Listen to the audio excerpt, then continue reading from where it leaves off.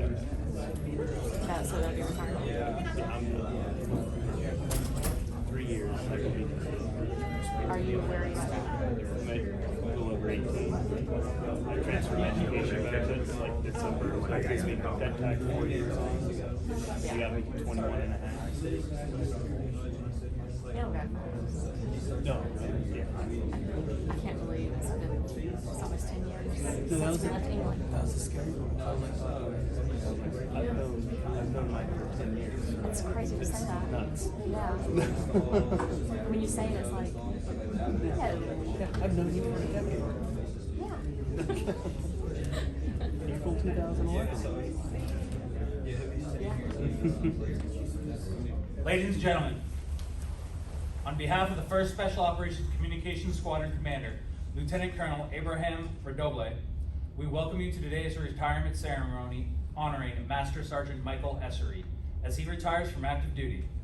Today, we honor leader, mentor, role model, manager, trainer, supervisor, and friend following 20 years of dedicated and faithful service to the United States Air Force. Ladies and gentlemen, please stand for the arrival of the official party, the presentation of the colors, and the playing of our national anthem.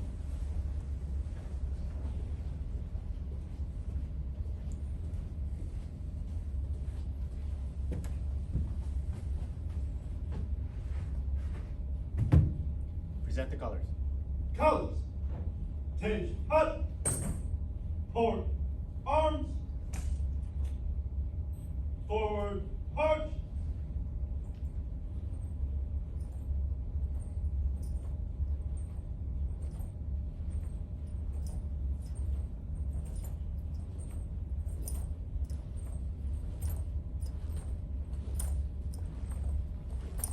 Mark.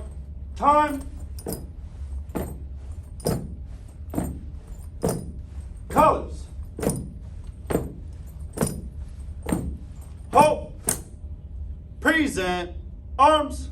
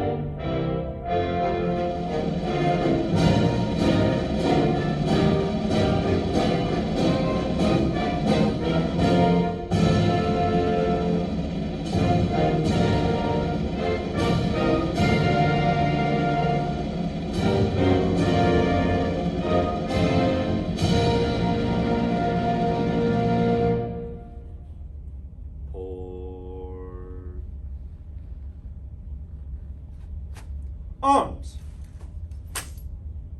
Colors. Colors turn. March.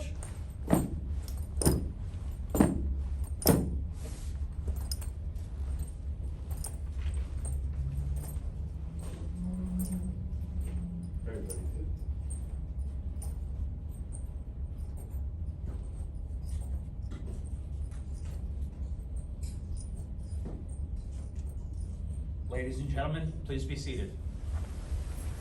Thank you, Honor Guard, for the presentation of the colors.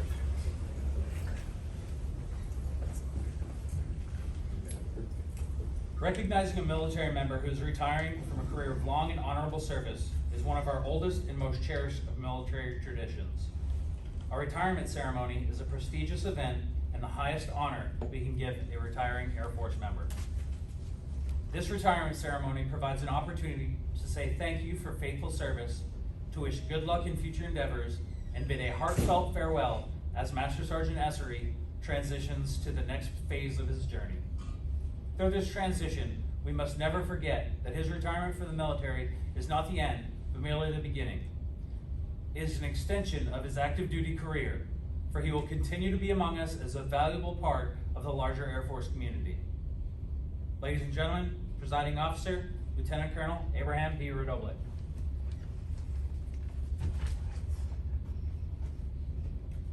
So he immediately regretted asking me to preside because I told him I was going to have slides and pictures. So, AJ, can you do me a favor and make sure that they capture this over here? So the whole point of this up here, so you don't have to look at my ugly mug, you get to see pictures of Skinny Mike and some other things along the way. Uniform strike. Okay, so first of all, first and foremost, I want to welcome his wife Alicia here, who's joining us today, and his mom and brother, who later on we're recording this right now, so the rest of his family is going to be able to watch this as well too. Mike really wanted to make this as small and low key as possible, and as you can see from the sea of people in attendance, that's probably not what happened over there. And I think that's a huge testament to the fact that, yes, he is a silent professional, but he also commands a great deal of respect from all of us. So he's gonna have to sit here awkwardly now while I brag on him for about an hour. I had to condense his 20 EPRs into 10 or so pages. But I wanted to share this, to brag about Mike, but also to give you all an insight into the kind of excellence that he conveyed from the moment that he stepped into the Air Force. So he enlisted in June 2001, went to tech school, started off at Lackland, then went to Fort Gordon, like a lot of our radio and RF trans folks went through, and he graduated top of his class. Pretty awesome, right? But probably one of the more significant things that happened over there was that he was in block 5 of his electronics principles course when 9/11 happened. So he was crushing it academically, and in the midst of getting that training, the nature of the world and of the Air Force changed while he was in there. Things also changed for him personally as, click next slide, please. Where's the, there we go. Things also changed for him personally when, just before he left for tech school, he and Alicia met about a month before you went in there. He flew in after 3 months at his first duty station to get married. So a lot of life changes happened within the first year, 2 years of his time in the military. And then it's a good thing that he met Alicia when he did, because otherwise this is what he was doing on his free time of his own volition. And talk about a small Air Force, I actually know one of the airmen that's back in here there with him, so Airman LaPlante at the time, was a lieutenant of mine with me too. So he was there in Camp Zama Army installation in Japan. It was a separate operating location for the 374th Comm Squadron. Do they even exist anymore? They still got folks out there? Good stuff, good stuff. So he worked on the GSC-52 SATCOM facility. Anyone know what that is? Okay. Yeah. Okay. That's right. There we go. The old guys. Yeah, the old guys in the room. And guess what is AFSC was? 2E1X1. Okay, so he came in as a 2E1X1. So in his EPRs, I wanted to capture some of the things that talked about from the very beginning, right? He came out top of his class at tech school, came out at the very beginning of his career about how good he was at his job, at learning his job, and also probably a little bit about how much of a nerd he was too, because he qualified on 239 tasks 6 months ahead of peers. He finished his CDCs in 5 weeks. And that was 9 months ahead of schedule, but not only did he complete it, is Piet in the house? Because he got a 98% on his CDC, so he said this started right there. He was also the distinguished graduate of the Strategic SATCOM Terminal course. Not only did he excel personally, but with the organization, the team that he was with, they did a unit compliance inspection, which now we call a unit effectiveness inspection. And he helped his team get an excellent rating, and IG raved that it was the best wing he's seen in over 2 years. And that excellence there, even with his academics and with the inspections and such, carries on throughout his career, as you hear a lot of times here. He was also #1 of 9 A1Cs back when we were still stratting A1Cs apparently too. Yeah, that's awesome.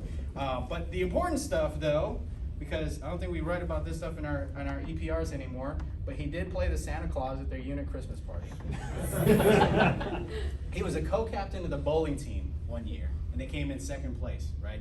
And then the next year he got to be the captain, but they still came in second place. It's okay though, because he got first place for the team in intramural softball, so yeah.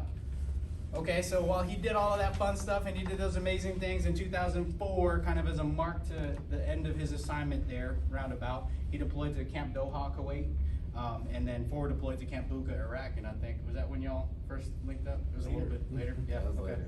Okay, yeah, so he went, he got his first taste of a deployment over there, and for those of you who've not been to Iraq yet, especially Camp Buka, that pretty much explains it. It's 130 degrees and you gotta wear all that stuff. So, fun times. Then, at the end of that, or towards the tail end of that, in 2005, he moved to Dyess Air Force Base in Texas. Yeah, and he was actually part of the TDC flight. So, that's essentially what TAC flight is now, too. But back then, I know some of the old hats in the room recognize these acronyms, but he was working on the LMSTs, Tropos, TDC ICAP, BAMs, Prominas, all that good stuff. So that's, I don't think that stuff exists anymore. But, that's cool too. And he also got a taste supporting some of the efforts down in JTF Katrina. So during the time frame when that hurricane hit this portion of the U.S. That flight stood down and he PCA'd over to the 337th Test and Evaluation Squadron. So going from SATCOM, doing tactical comms, and this job was about doing test and instrument installations in B1s. So did you actually get to sit in B1s? Did you get a flight or anything? Yeah. So as an airman, he got to go in there and sit in a B1 and do a lot of the introducing new technologies and capabilities into that. He got to get a feel for that. And then as I mentioned before, that continued excellence, right? So another UCI, another exceptional compliance. He also knocked out his CCAF in electronic systems technology. And then another UCI, he got the best UCI in ACC since 2001. These are the kind of the things that he was a part of and things that he drove. Man, why didn't we put him in QA? All right, so he was also their squadron NCO of the quarter 2 times, and he was the Test and Eval Squadron Direct Support Professional of the Year. And telling of all of that is the comment from his leadership that he was a unifying presence there. So not only was he doing amazing things, but also as part of the team, he was that unifier. Then 2008 to 2011, they moved out of Dyess Air Force Base, finally, and made their way over to probably, would you say, your favorite assignment, RAF Croughton in the UK under the 422nd Communications Squadron. He was a SATCOM technician over there. And so now, instead of a 2E1X1, this is finally the point in 2010-ish, 2009, 2010, he's 3D1X3, about the time when we transitioned the career fields and everything. Also during that time, he finished his bachelor's in arts and technical management with a 387 GPA. So again, he does not slouch when it comes to academics. He got 100% on his final exam on his DISA STEP certification, so he actually knew what he was doing on his job. That's a good sign. He was the node coordinator there at that STEP site. But even more so than that, his softball team finished 3rd in youth safety. Yeah, quite the accomplishment there too. So he deployed to Camp Victory in Iraq from about 2009 to April 2010. And if it shows you how hard the deployment was, but no, I'm kidding. That's usually the pass-through after you go through all of the heat and the IEDs and everything. So kind of in the height of when things were crazy out there. So he was also the USAFE VIG Superior Performer. So again, this is constant throughout his career. He's just crushing it. He helped his team win the Wings Infodom Team Award. And while he was up there too, he was the president of the Anglo-American Bowling League. Yeah, so yeah, he doesn't stop at just one sport. And during that time frame, he also pinned on Tech Sergeant, 2011. In the meantime, so in his words, the military experience led Alicia to become a teacher. And in England, she was able to finish her bachelor's degree using the CAA program, and we'll get into some of the rest of the opportunities she had in there too. But something I saw in his EPRs. So apparently, a priority level 1 location, right? It was so significant that they did a double bullet on his EPR about arresting a threat suspect. What was that about? There was a guy throwing rocks at the facility. He climbed over the fence. You know, they threw a carpet on the perimeter fence at the base, climbs over the fence, and he's just running across the sheep fields, trying to find some building that had people in it, and he was just throwing rocks at it. So we called the cops, and the cops did a full-on running, forward dive, and just clocked him, just tackled him. That's awesome. Way to defend your space over there. Call the cops. Yeah, no, That's how you you do call it. the authorities, stay safe. Alright, then in 2012, he made his way over to Tyndall Air Force Base, you know, before Hurricane Michael claimed it and everything. Over the 325th Comm Squadron over there. And it was over here where Alicia, in Panama City, she was able to use some of that GI Bill to get a master's in education now too, started teaching at a charter school there. And so while he was there, little did he know he was going to find his long lost cousin, then Governor Rick Scott. Worst handshake ever. You can see Look at that. I feel bad for the guy. that was a Mr. Burns. All right. So over there, he was an NCO in charge as a tech sergeant there.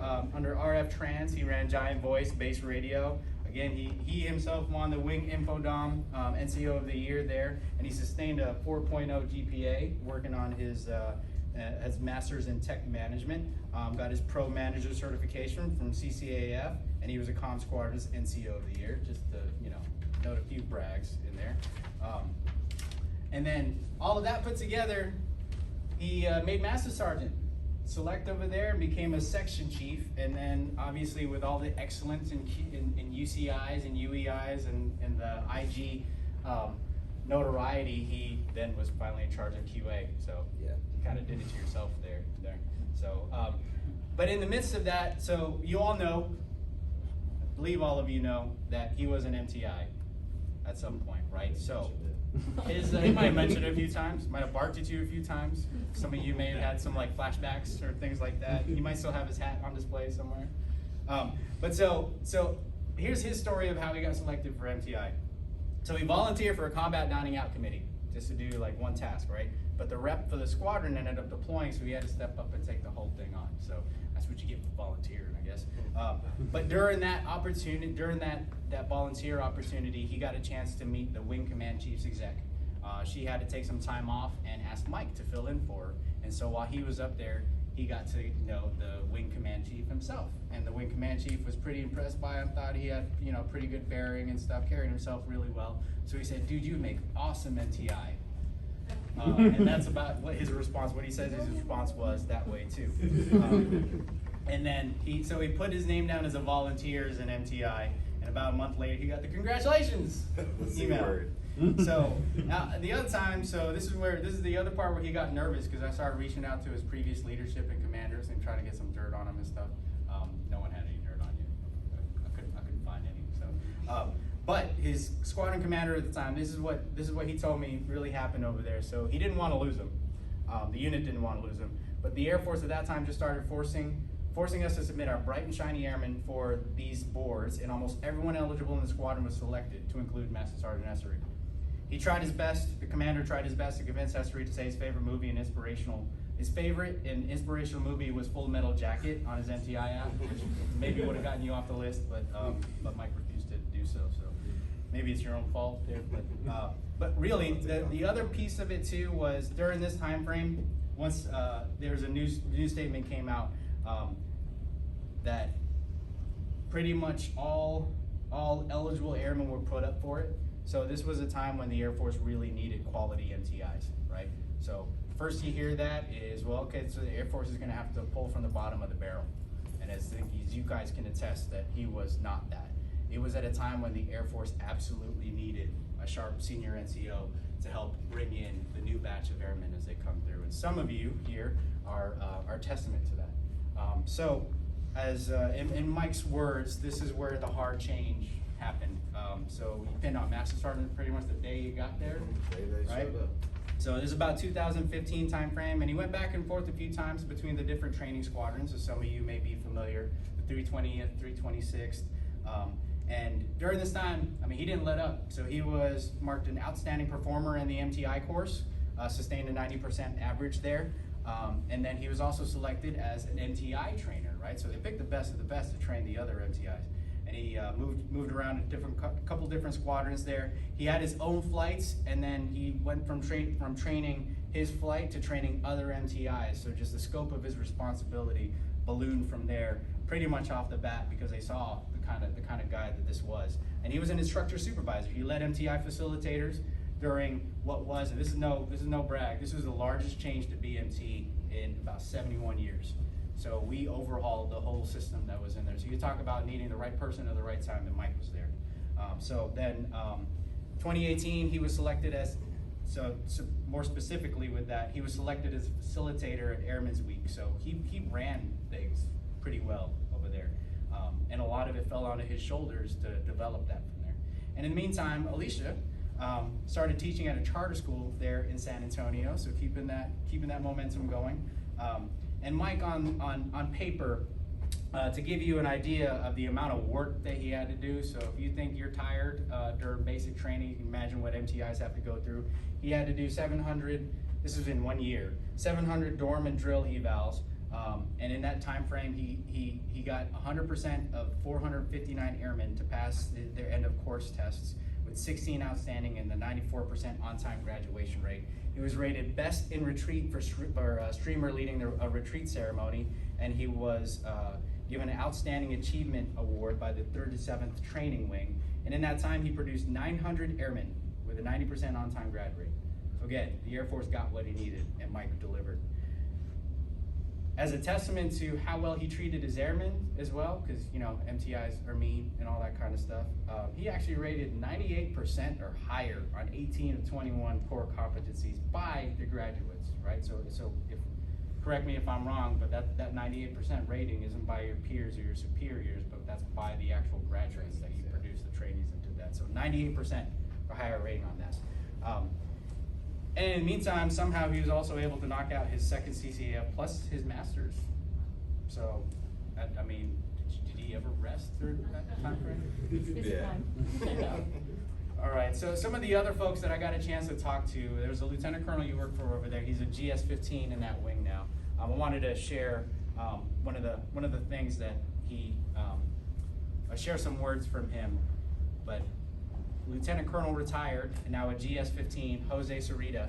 I remember Mike as a model senior NCO, always professional and willing to do whatever it took to get the mission accomplished.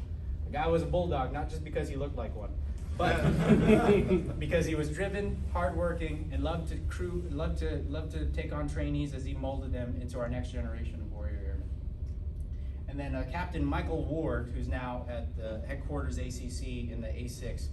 He says he was a great MTI as well as a trainer for other MTIs, very level-headed and knew how to get the most out of his trainees.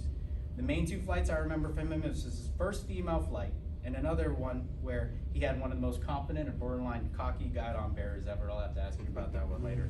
All in all, very fun to work with during those tough times. But what stood out the most to Captain Ward is that Mike had the coolest car in the parking lot at the squadron, probably all of BMT. And I think, see, this is me Facebook stopping right. Those are both your cars, aren't they? Yeah, that was trade day. It was trading the Mustang. Trade day. Of course.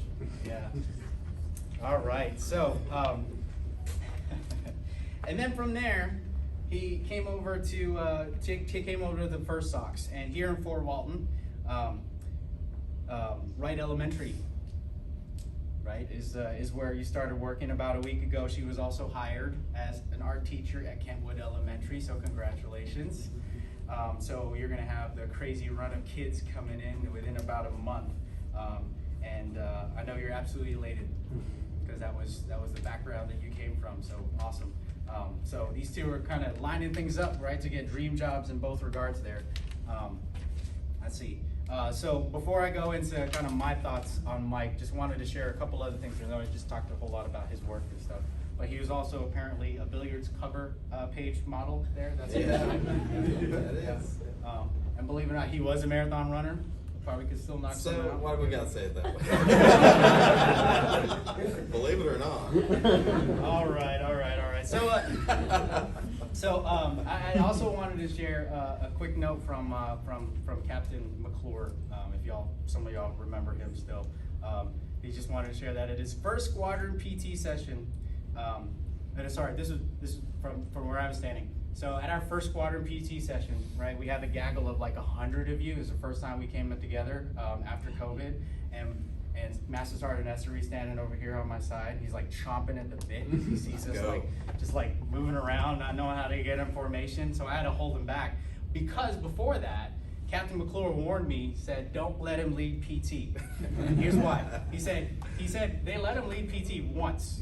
And he had him doing these ridiculous looking skater exercises. I'd ask you to come and do it, but I didn't want, I don't want you to hurt yourself. We were all just jumping back and forth with no rhythm whatsoever, and they all thought that you were just screwing with them, and you told them that, no, this is a legit exercise in BMT now. But regardless, you were fired from leading PT.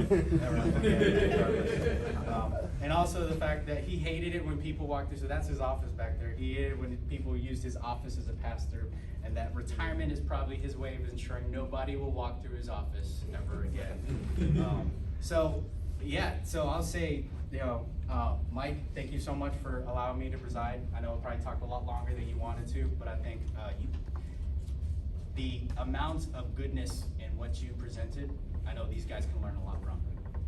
You are absolutely a humble and silent professional, and it shows, right? So you don't have to say a lot, but your presence is felt anytime you walk into the room. And as you can hear, just even on paper and what you guys see every day from him, it's excellence in all that he does. He's a lifelong learner. He leads from the front, and he has, from what Chief and I and Senior Coleman have seen, you really do give a crap about your airmen.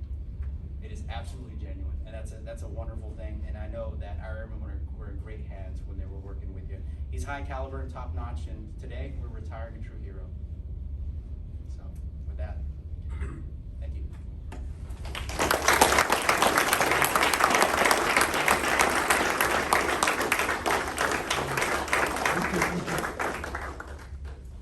Thank you, Lieutenant Colonel Redoble. Ladies and gentlemen, please stand for the presentation of the Air Force Meritorious Service Medal, 1st Oakley Cluster.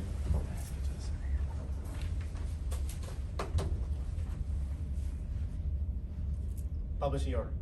Attention to orders. To all who shall see these presents, greeting.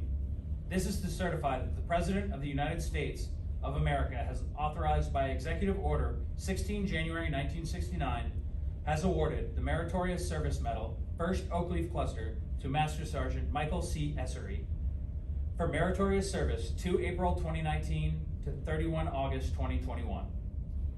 Master Sergeant Michael C. Esarey distinguished himself in the performance of outstanding service to the United States as Section Chief, Radio Frequency Transmissions, 1 Special Operations Communications Squadron, 1st Special Operations Mission Support Group, 1st Special Operations Wing, Hurlburt Field, Florida. During this period, Sergeant Esarey demonstrated exceptional talent management skills by restructuring his unit's radio section into 4 distinct work centers to accommodate a 300% manpower surge. His efforts resulted in 32 airmen achieving their 5 skill level upgrade ahead of schedule and earned recognition from the Air Force Special Operations Command Major Command Functional Manager, who designated his section as the radio technician training pipeline for special operations. Additionally, he led an upgrade to Hurlburt Field's weather alert system, thereby enabling emergency data to be seamlessly transmitted to mobile devices and ensuring the continued safety of 24,000 personnel. Finally, Sergeant Esarey oversaw communications planning for Exercise Emerald Warrior 2019. His attention to detail and leadership acumen were paramount to the success of the Department of Defense's largest irregular warfare training event and the qualification of 1,600 personnel and 62 aircraft for global operations. The singularly distinctive accomplishments of Sergeant Esarey culminate a distinguished career in the service of his country and reflect great credit upon himself and the United States Air Force.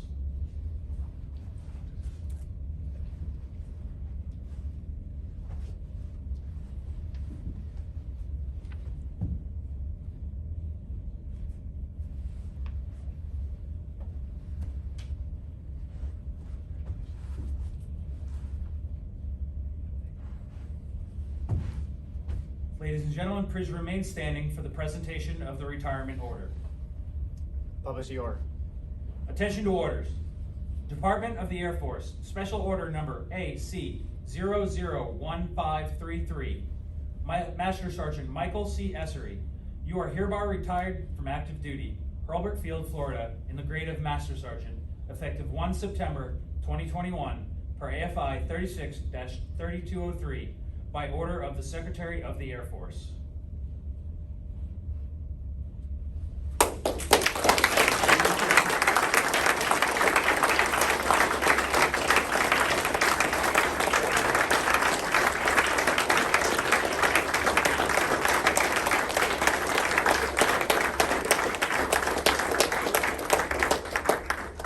Ladies and gentlemen, please be seated. Master Sergeant Esarey will now be presented with his certificate of retirement. The certificate reads, the certificate of retirement from the Armed Forces of the United States of America. To all who shall see these presents, greeting. This is to certify that Master Sergeant Michael C. Esarey, having served faithfully and honorably, will be retired from the United States Air Force on the first day of September 2021. Signed, General Charles Q. Brown, Jr., Chief of Staff, United States Air Force.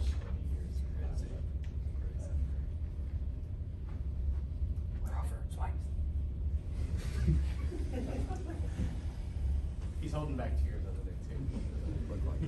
Lieutenant Colonel Redoble and Master Sergeant Esarey, please be seated.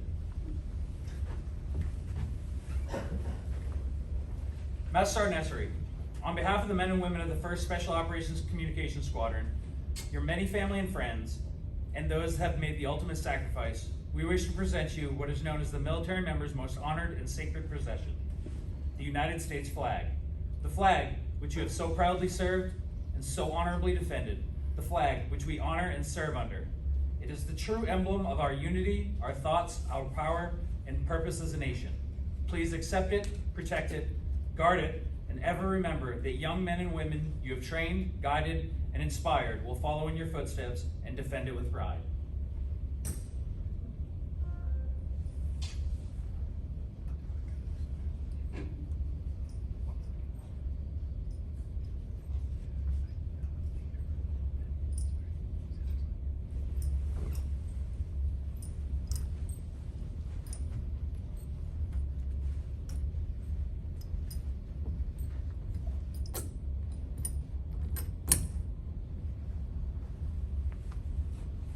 On behalf of the President of the United States Air Force, and a grateful nation, please accept this flag as a symbol of our appreciation for your many years of honorable and faithful service.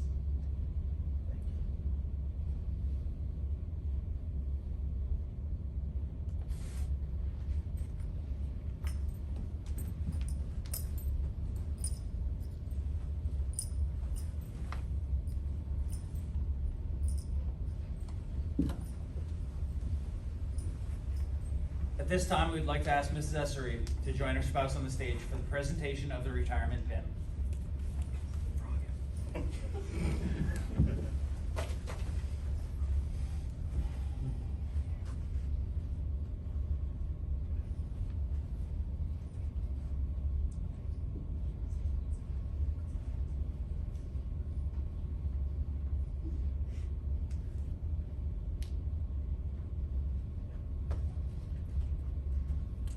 Ladies and gentlemen, Lieutenant Colonel Redoble will present the certificate of appreciation to Mrs. Esarey. The certificate reads, in grateful appreciation, the United States Air Force presents the certificate of recognition to Mrs. Alicia D. Esarey for the commitment and numerous contributions that made positive impacts to the nation's defense. Thank you for the support which gave strength and purpose to your spouse's service given the first day of September 2021. Signed, General Charles Q. Brown, Jr., Chief of Staff, United States Air Force.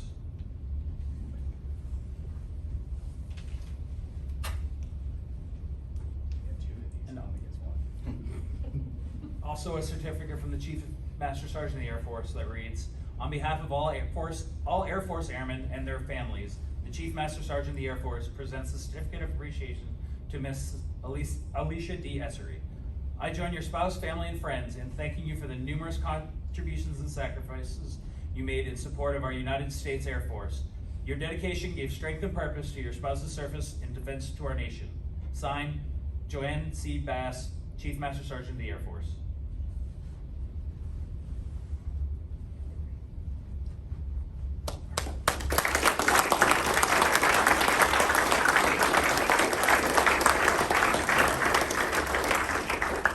Ladies and gentlemen, it is my distinct honor and privilege to introduce the Air Force's newest retiree, Master Sergeant Michael Esarey, United States Air Force, retired. Well,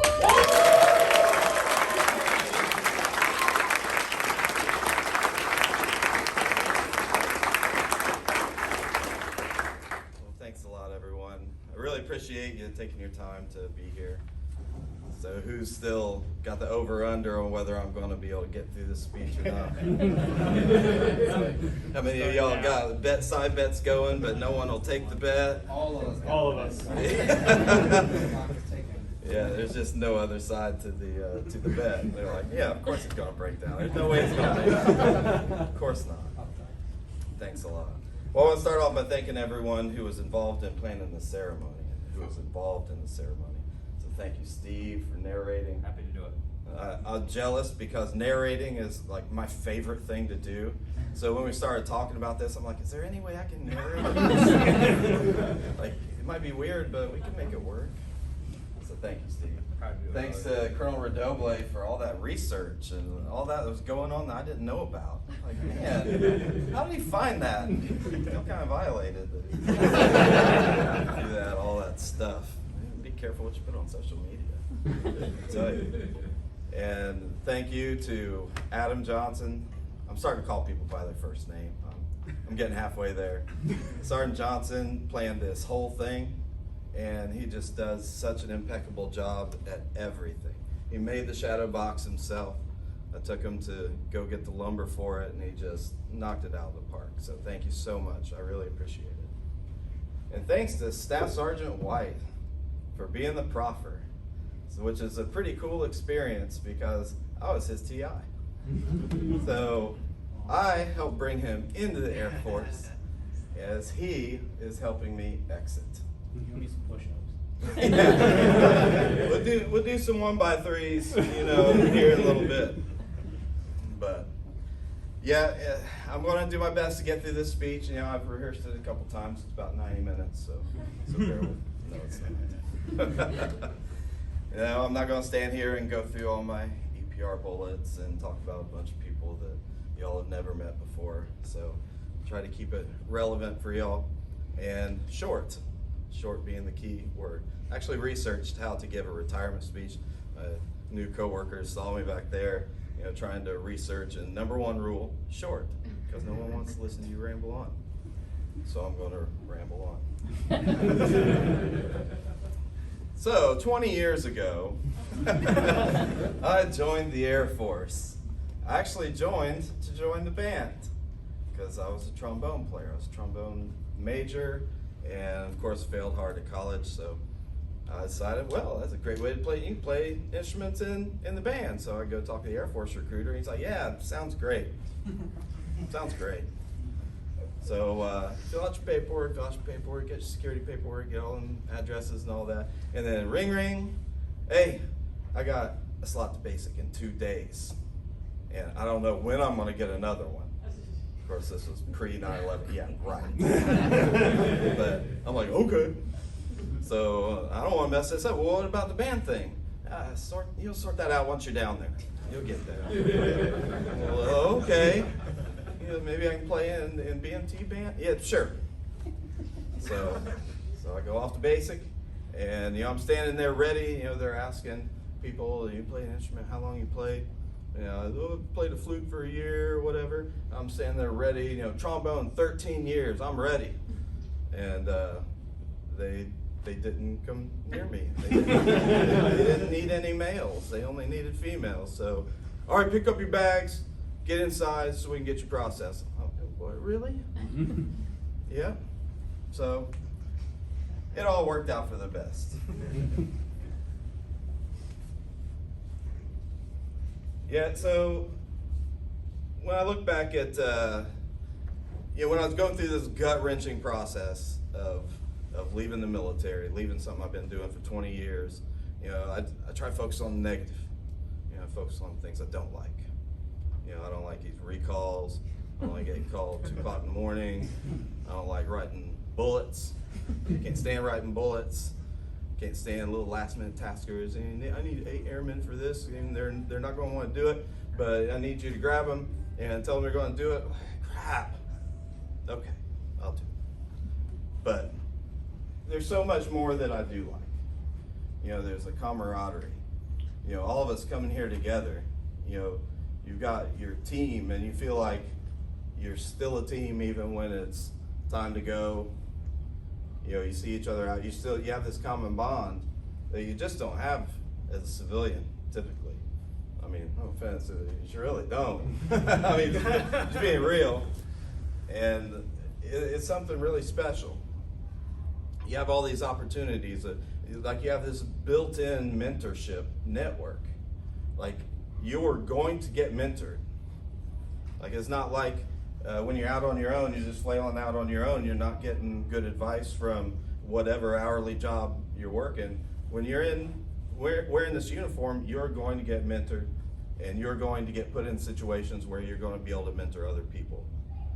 And it was amplified by the instructor experience, but I found that having that positive influence on younger people, someone's going to come through that door. Sounds like a younger person. When you have that experience of mentoring young people, like, there's just nothing like it. It just makes you feel so good. I mean, it's just so fulfilling. Welcome.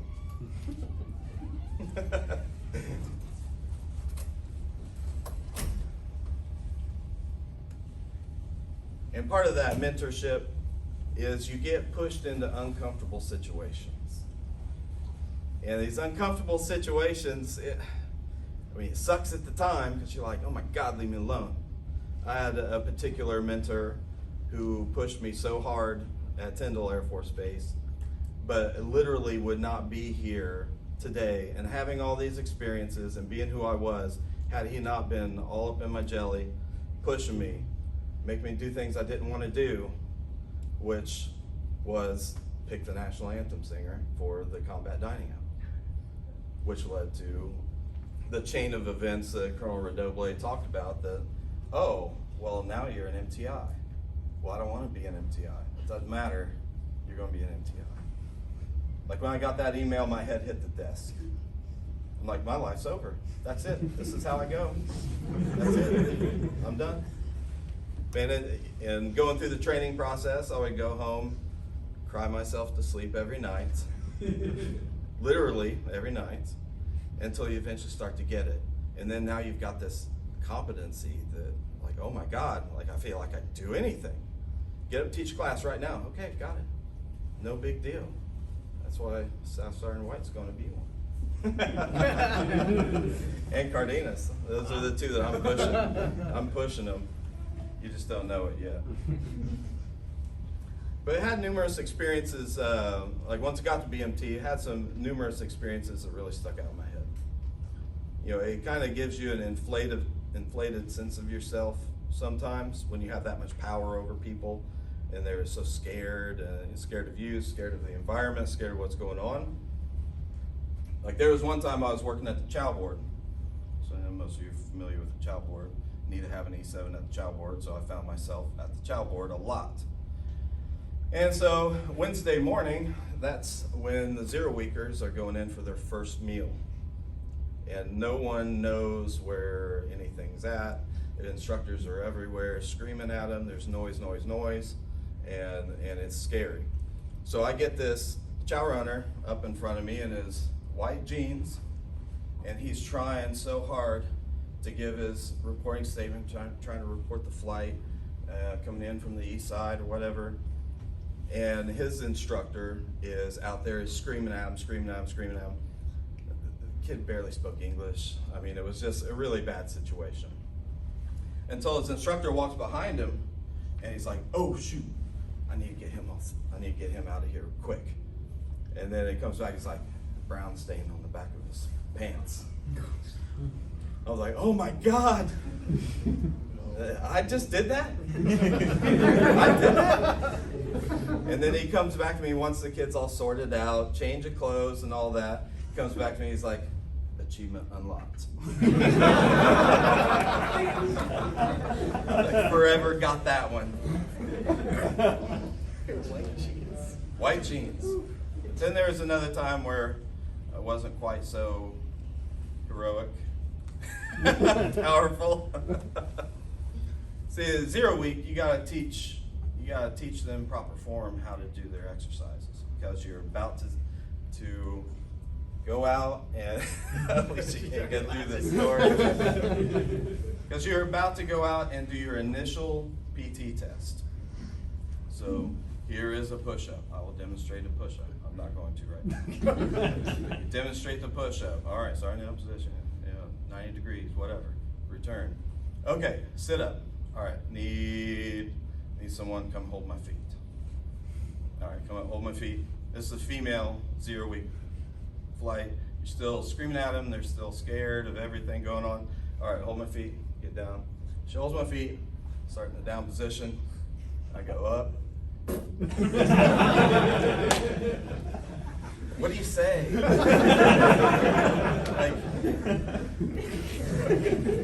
like you're just screaming at them. I mean, you're going hard in the paint all the time. You're like, I'm like, get up. Get back to the flight. All right. Sometimes that happens. You're gonna need to know what to do. It's a training opportunity. Those were good times. So after that, I was lucky enough, when you get your special duty finished and you're lucky enough to have some say in where you go. And got back here to Hurlburt Field. Brief stint in SCPE where I just learned everything I could from Cooch, because you come to AFSOC and it's a different language. Like they would talk for a while and I'd be like, I literally didn't understand a single word of that. So Fed, please help me out. Like, can you translate? And then after 5 months, moved over to SCPR, and then fortunately, Sergeant Johnson, Sergeant Darling, Sergeant Hennon showed up right after me, and we just started kicking butt. And the airmen, many of which are over in this part of the room, thank you so much for that time in SCPR. Because there was a time where I just couldn't wait to go to work, because everyone was taking so much pride in just making over that office space, painting it themselves, not waiting on a contract to come through. We just did it ourselves. And it was just really, really great to watch that, to watch them come together. And then COVID hit. Then it's Mission Essential Manning, which was kind of nice when I had a year left. Not gonna lie, the timing was kind of good for COVID. But no, it's been great. I can honestly say, you look back at your career and you're like, oh, I wish I had done this different. I had my degree, I should have been an officer. Oh, there was that one time I should have put up my package, I'll be a major now. Shoot. But then, sometimes it just wasn't meant to be that way. I wouldn't have gone on to be an MTI. I wouldn't have had that experience, which, I loved. Like, that was the absolute favorite time of my career. So I can truly look back at the last 20 years with no regrets and say that things truly turned out the way they should be. And now I've been hired by SAIC, and I've been nothing but impressed working with the team. We got a team of professionals over there at SAIC, and I get to stay in the squadron and see all your faces and yell at you from time to time, just to like feed my soul. I gotta yell at an airman. Like, I'm feeling depleted. I need to feed my soul. No, but I love talking to airmen, mentoring, getting mentored, and I just really look forward to what's in store. And thank you so much. Thank you.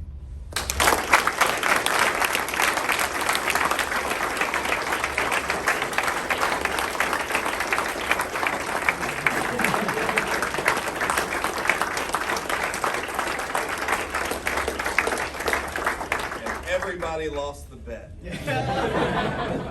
Not wrong.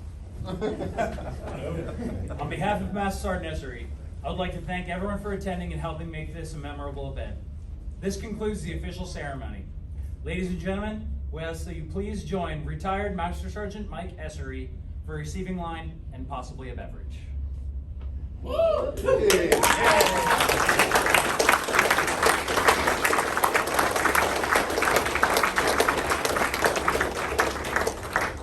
Where's this line? We're gonna have you like up here. Look Oh, up the stairs, up the stairs. Everyone will be on the bottom.